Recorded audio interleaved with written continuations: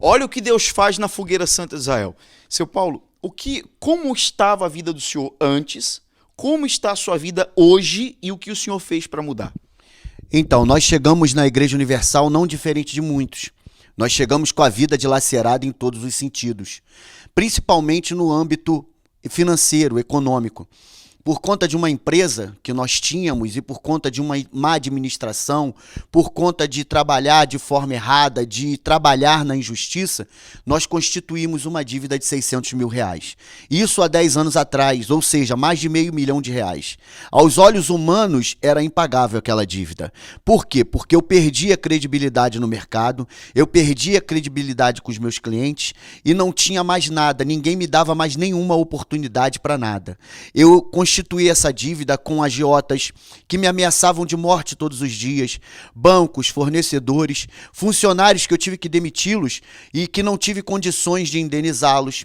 Eu, depois de ter tudo, fui morar numa casa que me deram para morar de favor, onde tinha muita umidade e que quando eu deitava para dormir, as lacraias passavam por cima de mim. Eu cheguei a tal ponto de quando eu queria comer, eu tinha que abrir a porta da cozinha da minha irmã e pegar comida na panela dela. Mas quando a porta estava fechada, eu ficava com fome. Eu tinha uma única calça jeans rasgada, que hoje pode parecer moda, mas naquela época, na minha vida, representava miséria. Eu tinha um único sapato furado que em dias de chuva eu tinha que pôr papelão para não molhar os meus pés.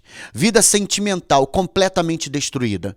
Eu mesmo vivendo em toda essa situação adversa, eu tinha muitas mulheres. O meu casamento já estava destruído. E eu vivia em meio à prostituição. Eu vivia com muitas mulheres. Eu tinha muitas, mas na verdade não tinha nenhuma. Eu, por conta de uma doença, de protusões de discos, eu fui desenganado pela medicina, porque eles diziam que mesmo que eu passasse por cirurgia, eles não me garantiam a cura, e eu correria o risco de ficar em cima de uma cadeira de rodas. E foi dessa forma que eu cheguei na Igreja Universal. E mediante um programa de televisão, aquele pastor naquela noite, naquela madrugada, ele parecia que ele falava única e exclusivamente para mim, porque tudo que ele falava vinha de encontro àquilo que eu estava vivendo. E eu ouvi a voz daquele pastor, ele fez um desafio, ele falou: se você colocar os pés aqui amanhã, a sua vida nunca mais vai ser a mesma. E de fato isso aconteceu. Passei a dar ouvidos à voz do altar, passei a colocar em prática aquilo que saía do altar. Logo 2 meses e meio depois que eu cheguei nessa fé, veio essa oportunidade da Fogueira Santa. Eu ouvi um testemunho, e nesse testemunho eu vi que naquele testemunho o rapaz era um ex-mendigo. E ele catou garrafa, papelão, ele catou lata, ele fez o sacrifício dele. E anos depois a vida dele estava completamente transformada. Ele tinha uma empresa, ele saiu de mendigo a patrão, ele tinha no mínimo 400 funcionários, o cartão de crédito dele, o limite era R$250 mil, e ele não tinha mais casa, ele não tinha casa, ele tinha casas. Ele não tinha fazenda, ele tinha fazendas, ele tinha várias propriedades. Quando eu vi aquele testemunho, eu engravidei daquela fé. Eu falei assim: se Deus mudou a vida dele, ele vai ter que mudar a minha. E analisei e cheguei à compreensão de que eu tinha que fazer o que ele fez para Deus também mudar a minha vida. Não basta só dizer, eu teria que fazer o que ele fez para alcançar aquilo que para eu alcançar aquilo que ele alcançou. Então eu peguei um envelope para sacrificar. Nós pegamos um envelope para fazer um sacrifício que naquela época, 10 anos atrás, era um pouco mais do que um salário mínimo. E aquilo para mim era uma loucura, porque eu não tinha dinheiro nem para comer, eu dependia da minha irmã para comer, eu andava com uma calça jeans rasgada, um sapato furado, a vergonha estava estampada no meu corpo 24 horas por dia, onde quer que eu ia. E aquilo para mim era um grande desafio. Eu falei: eu vou sacrificar. Eu não sei o que eu vou fazer, mas eu vou fazer alguma coisa, mas eu vou cumprir com o meu voto. Logo depois que eu peguei aquele envelope, me veio nas minhas mãos um contrato. Eu que tinha perdido toda a minha credibilidade. Deus me provou naquele momento, trazendo um contrato para mim de R$25 mil. Eu poderia ter comprado uma calça para mim, acabar com aquela vergonha, um sapato, fazer algumas compras. E aquilo para mim representava um oxigênio de vida de 4, 5 meses. Eu poderia pagar alguns agiotas e deixar de ser ameaçado de morte. Mas ninguém me pediu e o Espírito Santo me pediu aquele valor. Foi um conflito muito grande dentro de mim, eu tenho que confessar, porque eu era novo na fé, eu não entendia como é que funcionava muito bem isso. Eu dei ouvidos à voz da fé, eu dei ouvidos à voz do Espírito Santo e eu subi com aquele sacrifício no altar. Eu subi me tremendo, eu suava, eu transpirava, eu chorava, eu não tinha controle do meu corpo, mas quando eu desci do outro lado, eu desci diferente. Eu desci possuído por uma força que até então eu não tinha antes de passar no altar. Eu que era depressivo, que não via condição ou não conseguia enxergar uma maneira de mudar aquela situação, eu passei a enxergar. Eu que fugia das pessoas, eu que fugia dos agiotas, das cobranças, eu que fugia da minha família, eu que fugia de mim mesmo, mas eu não conseguia fugir. Eu passei a procurar as pessoas e dizer para elas, eu não sei como eu vou lhe pagar, mas eu vou lhe pagar. Você pode ter certeza que eu vou lhe pagar.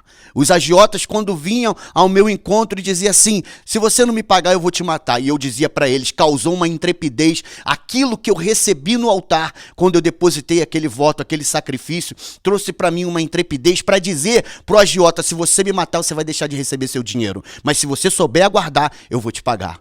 E foi assim que Deus foi nos honrando, nós fomos vivendo outras oportunidades de Fogueira Santa, Deus foi abrindo portas, Deus foi nos trazendo outros clientes, nós fomos trabalhando, não foi fácil, não foi do dia para a noite, nós tivemos que suar, batalhar, trabalhar, nós temos esse privilégio de poder participar, porque eu digo privilégio porque a Fogueira Santa é uma oportunidade para mudar toda e qualquer situação, porque Deus mudou a minha.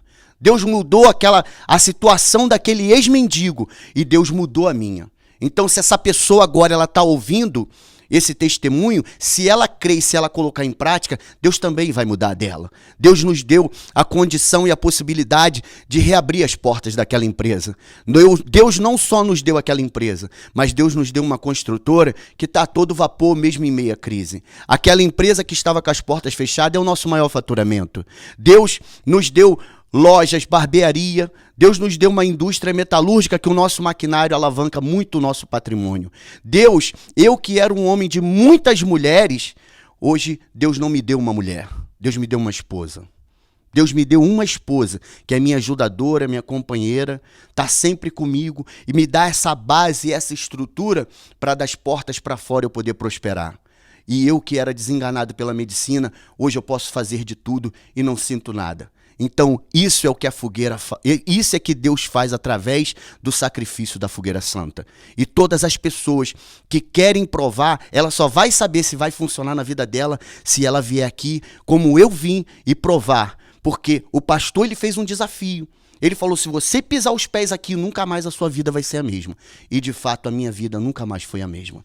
Você chegou envergonhado, humilhado, hoje você tem um patrimônio superior a 12 milhões. 12 milhões. Isso. Casas, carros. Casas, carros, galpões, caminhões, os carros da empresa, os meus carros, casas de praia na região dos Lagos, lá no Rio de Janeiro. Hoje nós temos apartamento de frente para a praia no Recreio dos Bandeirantes, cobertura lá também. Eu pude dar uma casa para minha mãe morar, uma casa para minha irmã morar, que moraram de aluguel 57 anos e 47 anos, respectivamente. Hoje nós temos as nossas sedes próprias, escritórios próprios. Então hoje Deus nos deu tudo isso, tudo fruto do sacrifício no altar. Aquele primeiro sacrifício gerou um conflito, porque você pegou o envelope, não tinha nada, pegou para fazer com quanto? Peguei para fazer com R$500. Mas você fez com quanto? Com 25 mil. Aqueles R$500 para mim, quando eu me lancei na Fogueira Santa, aquilo para mim era o sacrifício. Mas a partir do momento que eu passei a ter muito além do que aqueles R$500, aqueles R$500 já não era mais sacrifício. E eu entendi e compreendia isso. E se a pessoa que está nessa Fogueira Santa, de repente ela até já se lançou na Fogueira Santa, mas ela tem algo maior para sacrificar e fica segurando e fica fazendo, se eu me desculpa a palavra, barganha no altar, não vai funcionar. É melhor que ela não faça. Eu falo para ela, em nome de Jesus, é melhor que ela não entre na Fogueira Santa, porque não vai dar certo. Hoje nós compramos um carro agora e amanhã nós vamos estar pegando um Honda Civic Touring e vamos estar colocando no altar. 0. Eu nem entrei no carro e nem quero entrar, porque já não é meu. Deus pediu, a gente vai lá e coloca. O senhor comprou na concessionária, direto pro altar. Exatamente. O senhor nem vai usar, não vai dar nem uma voltinha. Nem da concessionária eu vou tirar. Eu já falei com o pastor e o pastor vai pedir para um pastor ir lá pegar o carro e levar até o altar. Isso não é o seu primeiro sacrifício assim. Quais os outros anteriores? Na última Fogueira Santa, nós fizemos um sacrifício de 220 mil. E as nossas empresas, nos últimos 6 meses, faturou quase 8 milhões. Então, a matemática do altar não se encaixa com a matemática humana. Como é que pode uma pessoa que sacrifica 220 e depois aí ela está dando testemunho que faturou mais 8 milhões? Com Deus é assim. Não faça conta com Deus, porque Deus também não vai fazer conta contigo. Porque nós que somos empreendedores, nós que vivemos nesse mundo corporativo, que é lobo engolindo lobo, que é cobra engolindo cobra, que é um pisando na cabeça do outro para subir na vida, a nossa guerra é maior do que a dos outros. E o dízimo, nós sabemos que o dízimo é do lucro da empresa. Mas eu resolvi fazer, não foi o pastor que disse para mim. Eu engravidei disso, Deus falou comigo e eu falei assim, tá ligado. Os nossos dízimos é do bruto. Eu não fico fazendo conta com Deus, quanto a minha empresa gastou de combustível, quanto o funcionário gastou de matéria-prima, quanto foi a mão de obra, quanto foi o FGTS, quanto foi o imposto, quanto foi o ICMS. E a partir do momento que tudo que entra na nossa conta, nós começamos a devolver do bruto para Deus, Deus tem nos honrado. Assim como nós paramos de fazer conta com Ele, Ele também parou de fazer conta conosco. O senhor me falou também que todos os seus votos são na nação. Por quê? Porque quando eu cheguei, foi a reunião principal que me levou até essa faculdade da fé. E de lá para cá, para que trocar ou mudar aquilo que está dando certo? Tem um ditado que se diz que time que está ganhando não se mexe, né? E eu decidi sacrificar. Eu estou sacrificando para Deus, não é para o homem. Mas eu decidi sacrificar no altar da nação. De lá para cá, a minha vida tem mudado. E eu coloco todos os meus votos, toda a minha força. Nós fazemos votos pela misericórdia de Deus hoje, como no ano passado nós podemos contribuir para abrir 6 igrejas dos presídios. Mas o meu voto foi entregue da igreja no voto na nação. Tudo que nós fazemos é na nação dos 318. É nesse congresso empresarial.